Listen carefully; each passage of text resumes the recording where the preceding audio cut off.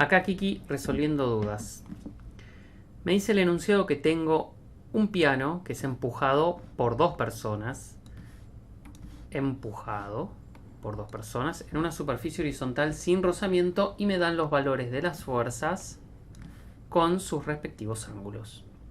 Entonces yo puedo entender con este pequeño dibujito que hicimos acá que el piano es movido entonces por dos fuerzas, una horizontal que es FA y otra que tiene una inclinación respecto de la horizontal hacia arriba de 25 grados, respecto de la horizontal hacia arriba 25 grados. Esa es la fuerza B. Todo cuerpo además tiene un peso. Todo cuerpo tiene un peso. Y como está sobre una superficie que me aclaran que no tiene rozamiento, está soportado por una superficie. La fuerza que soporta la superficie es la fuerza normal. Entonces estas son las cuatro fuerzas que actúan sobre este cuerpo. Me piden en el primer punto que haga un diagrama de cuerpo libre, entonces hago el diagrama de cuerpo libre colocando al cuerpo y a las fuerzas que actúan, FA, FB, la normal y el peso. Después me pide que sume las fuerzas que hacen las dos personas. Nada más que sume las fuerzas que hacen las personas. Entonces analizamos. El módulo de FA me dicen que es 120. FA está sobre el eje horizontal, con lo cual va a tener una componente en X que corresponde con el valor de este módulo. Y una componente en Y que es 0. Cuando yo armo el vector de FA, lo puedo escribir con sus componentes separadas por punto y coma y poniéndole un signo que tiene que ver con mi sistema de referencia. En este caso lo dibujé en rojo, los dos ejes, el X y el Y, y con las flechas marco los positivos. Con lo cual el vector FA que apunta para la derecha, apunta para el positivo, le voy a poner positivo. Después tengo a FB. FB tiene un valor de 180 y un ángulo de 25, por lo tanto va a tener dos componentes. La componente en X y la componente en Y. Armé aquí el triángulo. Este triángulo entonces tiene como base a la componente FBX. FBX entonces va a ser el módulo de FB por el coseno de 25 porque la componente en X es adyacente a 25. Entonces uso el coseno. La componente en Y, que es la altura de este triángulo, es el opuesto a 25, al ángulo de 25. Por lo tanto, entonces voy a usar el seno multiplicado por la hipotenusa de este triángulo, que es el módulo de FB. Esta multiplicación me da estos valores. Cuando armo el vector FB separado por punto y coma entre paréntesis, voy a poner los valores que calculé y le voy a poner el signo que corresponde en mi sistema de referencia. En este caso, los dos positivos. Cosas a mencionar: no confundir al vector FB con el módulo de FB, los módulos de las componentes con lo que sería el vector FBX y el vector FBI, que en este caso coinciden. Si yo quisiera escribir, coinciden porque el módulo no tiene signo y acá me da positivo, o sea que coincidiría. Pero no los confundan, porque el vector sí lleva signo, el vector en X y en Y, y los módulos no. El vector en el plano no lleva signo porque eso dependerá del sistema de referencia y de los componentes. Entonces hasta acá descompusimos. Ahora sí tenemos que hacer la suma que me dice, ¿no? Que me pedía que era la suma que había que calcular, era la de las dos fuerzas que hacen las personas. Entonces esta suma de vectores yo sé que es la suma de las componentes en X y en Y. Entonces sumo las componentes en X para que me dé la resultante, la fuerza resultante en X. Y lo sumo a los vectores teniendo en cuenta sus módulos con los signos que tiene en su sistema de referencia el vector. Me da este valor para X. En Y, sumo los vectores en Y, las componentes en Y, poniendo los módulos con los signos que tiene en el sistema de referencia cada componente en Y. Y me da este valor.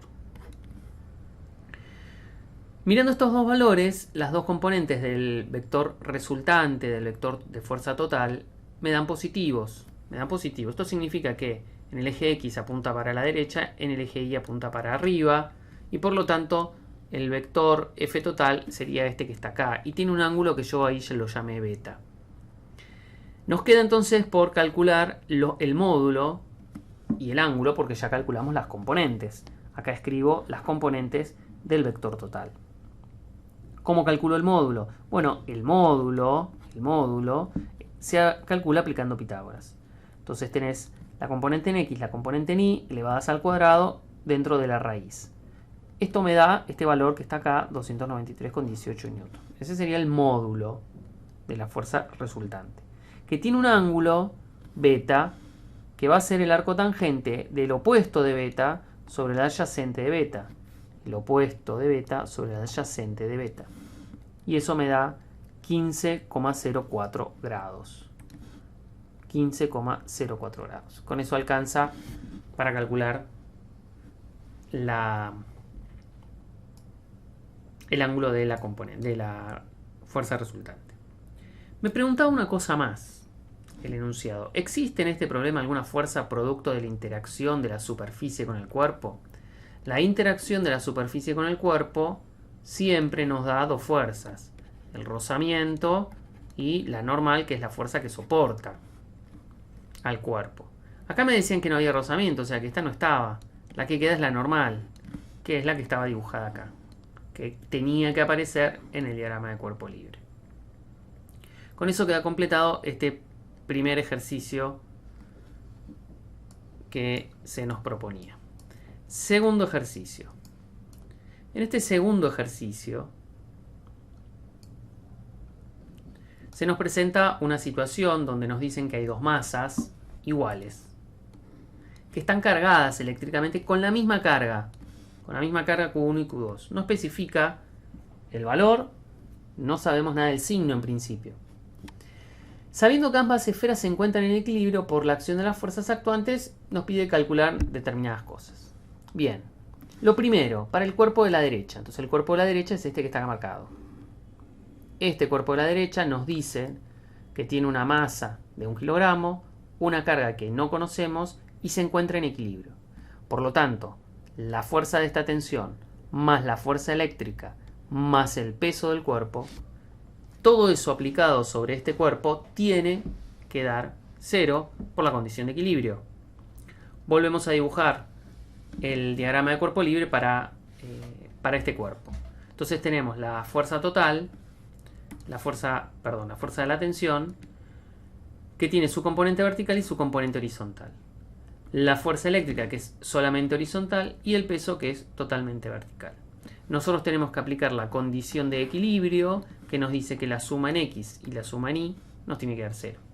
Por lo tanto, vamos a ir descomponiendo a cada vector en X y en Y para poder aplicar la condición de equilibrio y hallar las incógnitas que necesitamos. Empezamos por Ft, que es la tensión de la cuerda. En X, el módulo de esta tensión va a ser el módulo de la tensión, el módulo de Ft, por el coseno de 60, porque me dieron el ángulo adyacente a X. Fti, el módulo, va a ser el módulo de la tensión por el seno de 60, porque es el opuesto a 60. Con esto calculo las componentes. Yo sé entonces que el vector de la fuerza de la tensión de la cuerda va a tener una componente en X y una componente en Y que están dadas por estas dos fórmulas, y que en el sistema de referencia que yo elegí acá, Ftx es negativa y Fti es positiva. Después descomponemos a la fuerza eléctrica. La fuerza eléctrica solamente tiene componente en X y no tiene componente en Y porque es horizontal.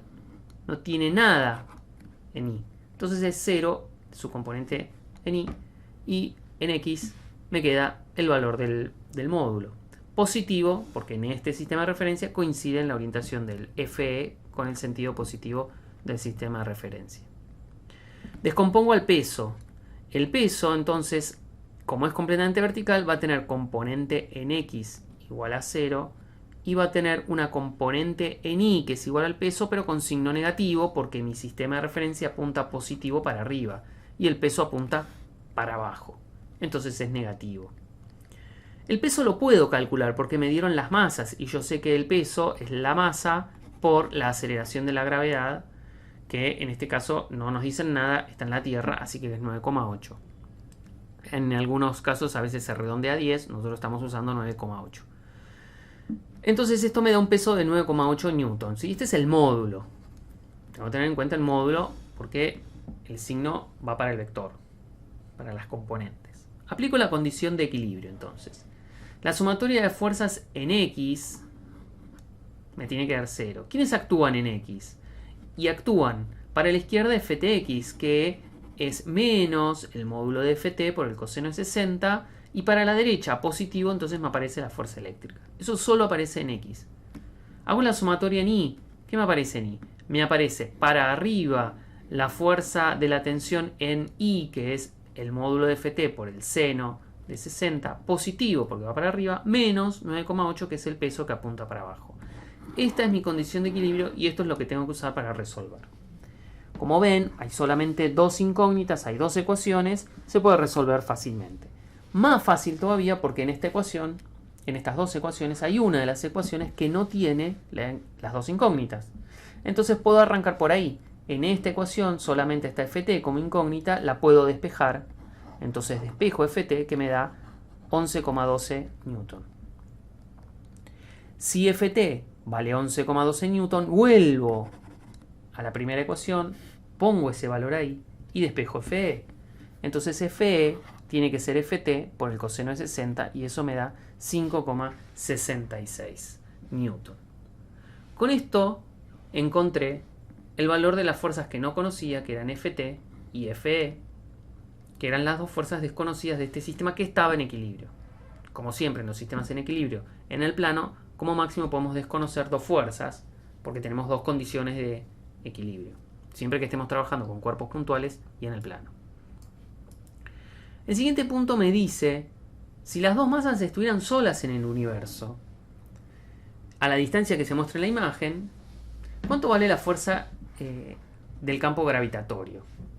Una pequeña ayuda que trae el enunciado es, olvídate de todo.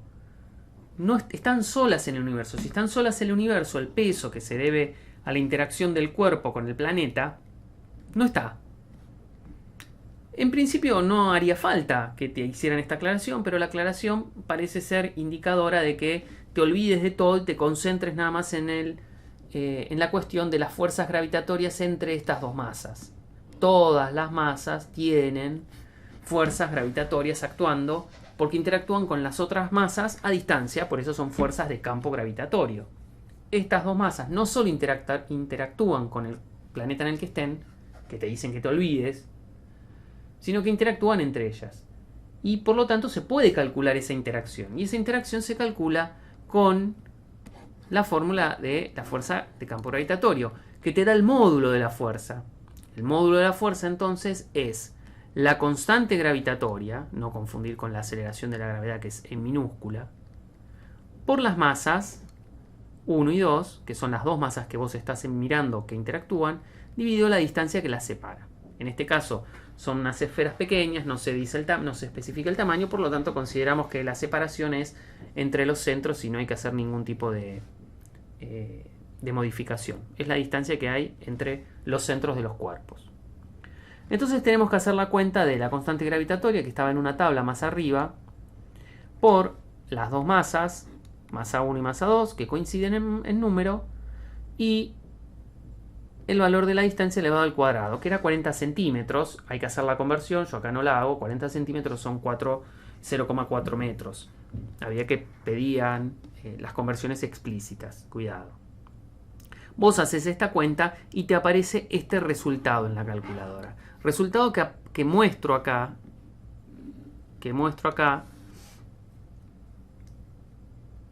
El valor que me da.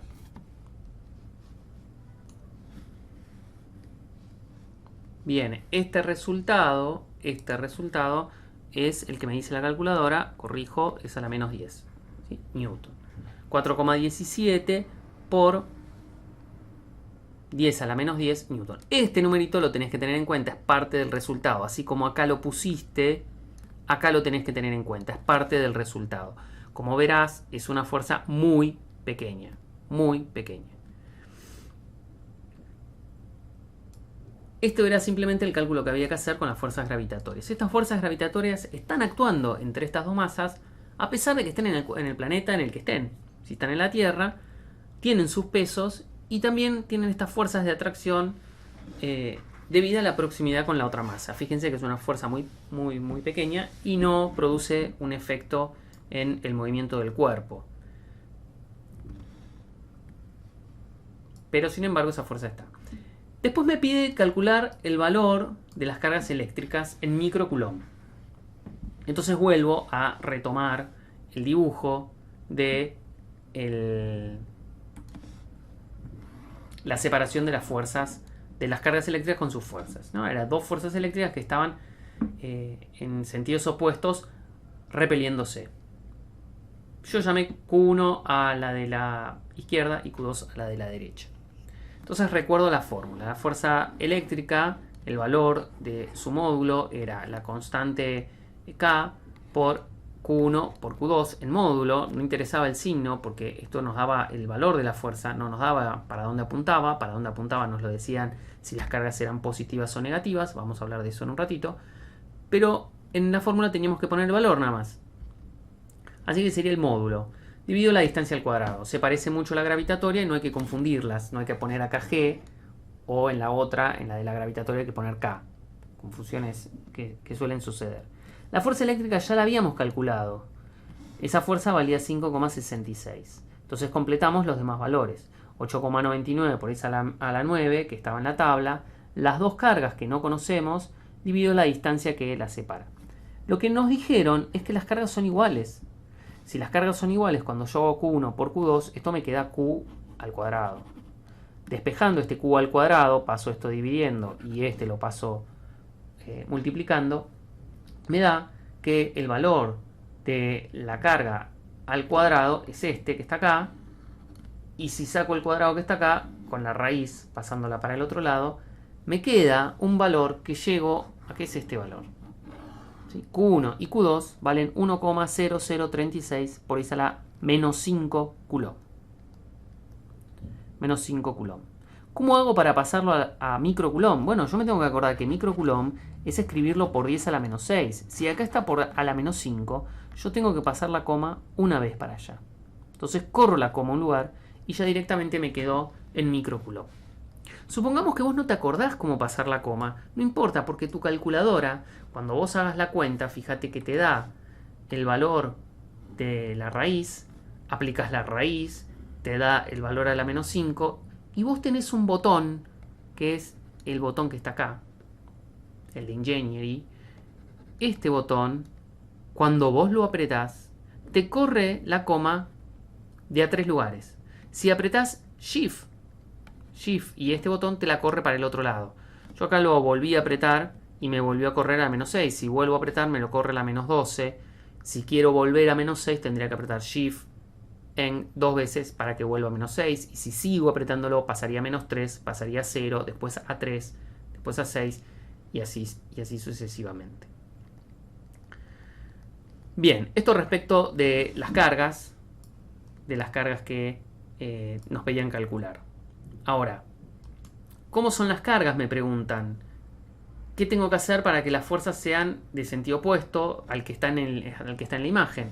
Bueno, yo sé que la carga Q1 y Q2 en módulo y en signo son la misma, porque se están repeliendo. Entonces, o son las dos positivas o son las dos negativas. No solo que son iguales en módulo porque me lo dicen, podrían no serlo, igual por sus signos deberían repelerse. O porque se repelen, sus signos son iguales. El módulo podría no ser igual. Después, si quiero que sean fuerzas de atracción, entonces yo tendría que hacer que Q1 sea menos Q2. O sea, una positiva y la otra negativa, o al revés, una negativa y la otra positiva. Cualquiera de las dos, ¿no? Podrías invertir. No importa el valor. ¿Sí? En este caso el valor nos decían que era el mismo, podría en otro ejercicio ser otro valor, nos podrían haber dado Q1 y calcular, despejar Q2. Pero no era el caso. Para que sean de atracción o de repulsión solo hay que mirar los signos, no el valor de las cargas. Eso sí que no importa. Bueno, hasta acá la resolución de estos problemas.